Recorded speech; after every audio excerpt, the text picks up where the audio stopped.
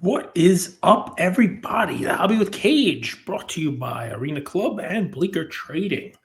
Let's get into it. Let's have some fun. Nothing is more fun than a villain. The hobby has a villain. It's the villain we need. If you go on Instagram, you go on, Twitter, you go anywhere, the villain is right there in your face. And what's funny about a villain is there's always a segment of people that are going to support that villain. It's almost like politics in America. Divided. And you wonder who's got a vested interest in supporting that villain. And then what'll really blow your mind is the question of what does that villain have to do? What does that villain have to go through to be seen as a hero? Let's talk for a minute about Patrick Mahomes. Because you can't escape it. You see it on my page. He's the villain, but he's the villain we need. He's the villain that people will now tune in for the Super Bowl to hope he loses. The NFL knows this. The league knows this. It makes for good TV. And it makes for interesting hobby discussions. I'll pause for a second when I had my better half still doing these podcasts with me, Andrew, who you guys I hope haven't forgotten yet. He made the show better because he pushed me, sometimes into ridiculous conversations, but he pushed me.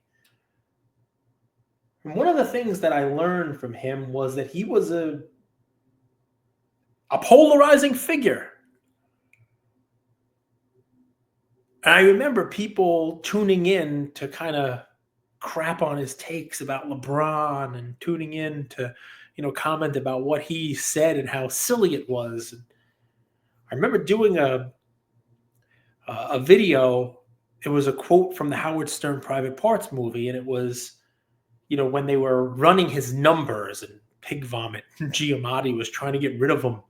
And they ran the numbers. They said, Stern's doing this. And they're like, well, how's that possible? Well, we did a survey and we asked Stern fans. The average Stern fan listens to Stern for an hour and 45 minutes. Why? Why do they do that? Well, because they want to hear what he's going to say next. But the average Stern hater listens for 2 hours and a half, like more than the fan. And like, well, how is that possible? Why would the people who hate him listen for longer than the people who like him? Answer given. They want to hear what he has to say next. We're going to tune in to the Mahomes show because we want to see what happens next. We're going to watch the Super Bowl because we want to see what happens next. But the funny thing is the ripple effect on the hobby. First of all, it makes for some great content. I mean, I post a video of Mahomes making out with a referee and it has like 100,000 views. We post, the subscript, right? I mean, every Batman needs a Robin. Every villain needs their sidekick, right? I mean, the Joker is only as good as his Harley Quinn, Travis Kelce, and Taylor Swift. And man, I think I'm over 8 million views on my Bill Belichick saying, ugh, video when they pop Taylor Swift on every 3 seconds. It's perfect. It's perfect villainy, and he plays the role perfectly. The flop here and there. And, and it's funny because he comes back and he says, I probably shouldn't have done that. It's almost a lovable villain. It's like a Dr. Evil, right?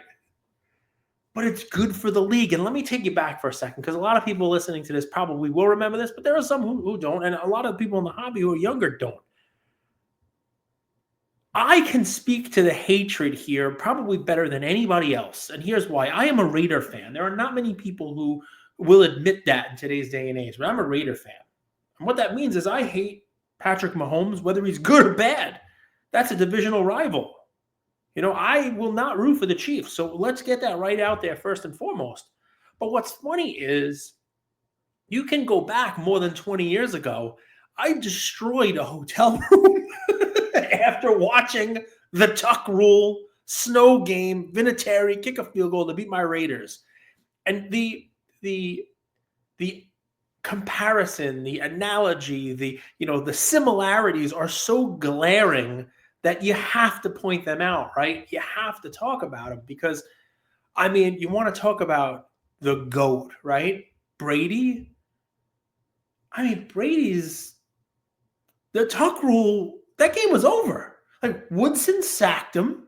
He fumbled the ball. Raiders ball, game over. Nope. Somehow, the league concocted some obscure rule that gave him the ball back. That sack strip fumble was a pass. Insanity.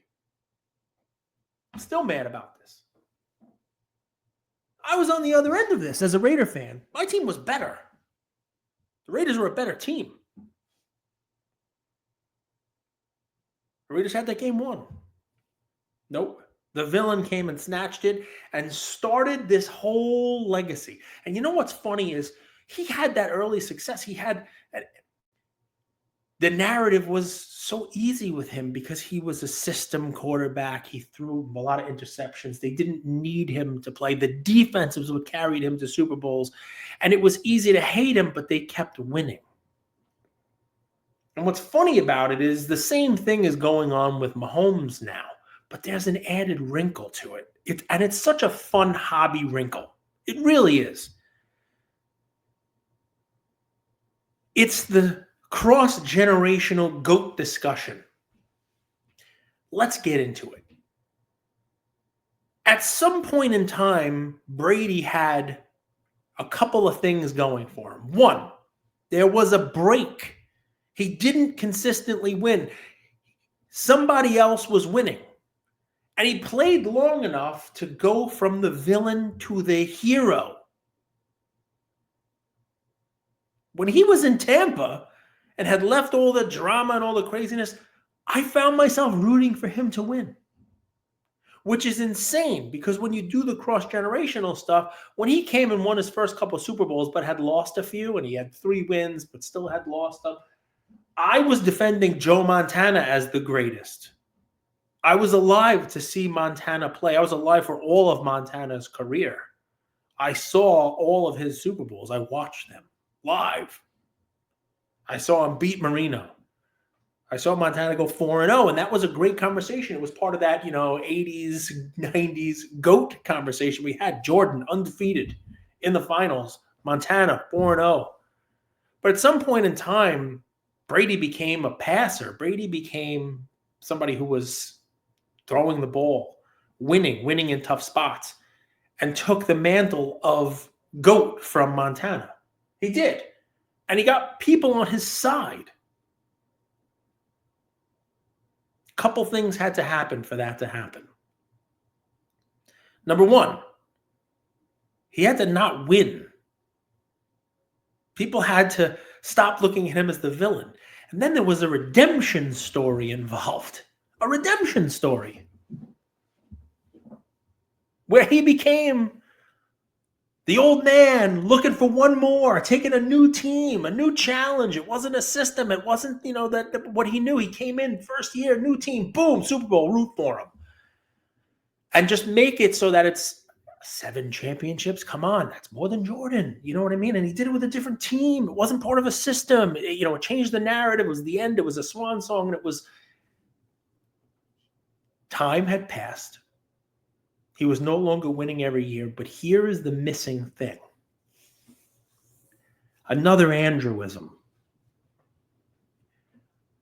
What makes a villain awesome? What makes a hero awesome? It's that they had each other. I used to talk tennis with my friend, and he said Sampras was thought of as a great because there was Agassi there to push him. You had the back and forth between Federer and Nadal. And they were greats because they had each other. They pushed each other. They beat each other. There were quarterbacks to challenge Brady. Hell, You could almost say that his villain, the challenger, was just the Manning family if you wanted to, and expand it out because Eli beat him twice. But he had Peyton pushing him. If Brady set the touchdown record, Manning was going to go break it the next year. You had Drew Brees out there also passing yards. I wouldn't say, Brees was in the GOAT conversation of quarterbacks, but you had these quarterbacks pushing him. And you had quarterbacks winning when he wasn't winning. You had legitimate all-time great quarterbacks like Peyton Manning winning Super Bowls while Brady was playing. Who's the all-time great playing against Mahomes? Who's going to step up and win? And every year, you hope to have that person. Whether it was going to be Joe Burrow, who was going to win one, and then maybe take a few from him, so that you had a legitimate rival. People were hoping for Josh Allen to step up and take on that role. Didn't happen. Hasn't happened in the playoffs. Regular season, sure. He's had some success. Playoffs, no. And I submit to you that Mahomes will stop being the villain when he has a little bit of failure. And people can actually root for him to succeed. When there is somebody that rises up and poses a real challenge to him. I'd like to say that's Jalen Hurts. I don't know that the Eagles can win this game. The Eagles' defense is great. But here you are. I mean, it's a redemption story, right? I mean, they're going for three-peat, and the first one that he won in that 3 was against this same Eagles team with now added Saquon. I don't know whether or not Jalen Hurts is an all-time great QB who can, step up there, but it definitely 2 of the 3 Super Bowl matchups with the same team, the same quarterback, it definitely has some headline marquee flair to it. Remember, Mahomes is young. He's got a lot of years to play. We don't know who's coming. We don't know who it's going to be. Maybe it's Jaden Daniels. Yeah, you heard it. Maybe it's Jaden Daniels. Maybe it's not. Maybe it is Joe Burrow who puts it together next year and then has a little bit of a run on his own to talk about, somebody challenging Mahomes. Maybe Josh Allen gets, a couple of decent receivers and they bolster up that defense. Who knows? But right now, the hatred that Mahomes is getting is because the 99% of the world that doesn't live in Kansas City and root for Kansas City and doesn't have a vested interest in Mahomes' cards right now are hoping for someone to rise up and challenge him. That's not Mahomes' fault. He doesn't really help himself. The flop on the sidelines, the whiny behavior, the one time every 2 seasons that the refs don't go his way, he's not a very likable character, outwardly speaking. And the sad part is that's not even a fair, statement from me, because obviously we're just putting a magnifying glass on the worst stuff. I'm sure he's great. I'm sure he's great for the city. I'm sure people love him there. He is their hero. He's done everything right. You don't see any scandals. You don't see any off-field drama. He married his, his middle school, high school sweetheart. He is, by all accounts, the makings of that hero. And maybe he'll get to be that hero one day. What he needs right now is an actual hero to step up and beat the villain that is Patrick Mahomes. He needs to complete this villain arc the same way that Tom Brady did, to fall and then come back as a hero. That's what I think. And what's funny about it is just, Joe Montana had his Super Bowls and never lost. Michael Jordan had his championships and never lost. But Jordan is a flawed hero. He retired like 17 times, And there were other guys. Elijah won 2 in a row. And, even in the 49er, window there were other teams that played well and did well. It's an interesting thing here. It's an interesting thing to watch. And just from a hobby perspective, the last little note I'll put on this is Mahomes wins. That's 3 in a row and 4 total, and basically getting to at least the AFC Championship game in every season that he's played. Does that make him the GOAT? The answer is clearly no. All right? Brady did it for a long period of time, won 7 Super Bowls, which would still put Mahomes 3 behind, which there are not many quarterbacks that have won 3. I mean, he's won. His team is great. You'd like to think that, Travis Kelce is probably at the tail end of his career. He's playing well. It's not easy to keep a dynasty like this going for that much longer. And he has squeezed a lot of success out of, this very, very good team. Can he win 3 more? I mean, think of the list of quarterbacks that have ever won 3, and it's a very short list. Does he have to win 8 to get there? Is the fact that he's now won a 3-peat as part of 7 make him the GOAT? But the interesting thing is, a Super Bowl win here, you can actually start having that conversation. And what's funny is, like I said, I remember cross-generationally saying that Montana was the GOAT and saying that, what Brady did, halfway through his career, you're like, he can't be the GOAT. Like, he's lost. He's lost the big games. He's lost, blah, blah. But at some point in time, the stats accumulate, the success accumulates, the wins accumulate, the championship rings accumulate, the Super Bowl MVPs accumulate, and you're like, all right, you have to stop. It's not Montana anymore. It's Brady. Look at the body of work. Mahomes is probably still in the first half of his career. People play longer. He doesn't look like he's in the same shape as Brady, but who knows, right? With science the way it is now and sports nutrition the way it is now, and the money that these guys have now, he can play for a long time. And he has a legitimate shot at being in that conversation of being the GOAT. And what's funny is I started reaching out to the Brady collectors that I know to gauge the fear. They don't have any. What do you think? Should they? If you were a Brady holder, champ tickets, and had millions of dollars worth of Brady's cards, because some of these guys do. It didn't cost that much. They were New England fans. They were Boston guys, and they were buying these cards because he was their guy. And then all of a sudden, they exploded in value. These cards are worth so much money. Do you sell some?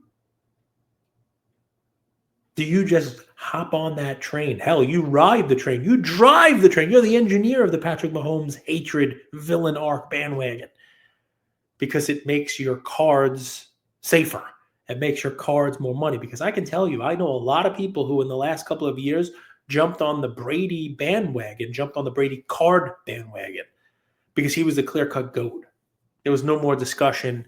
You want to put your money in GOATs, and Brady was the GOAT. Mahomes wins. Is that safe money anymore? Or can we at least say it's a little less safe than it was before he won 3 in a row? Let me know what you think about that. Guys, Arena Club, Bleecker, Bleakers.com, see events. They got, I think, a PSA event coming up in the next couple of weeks where PSA is, on site.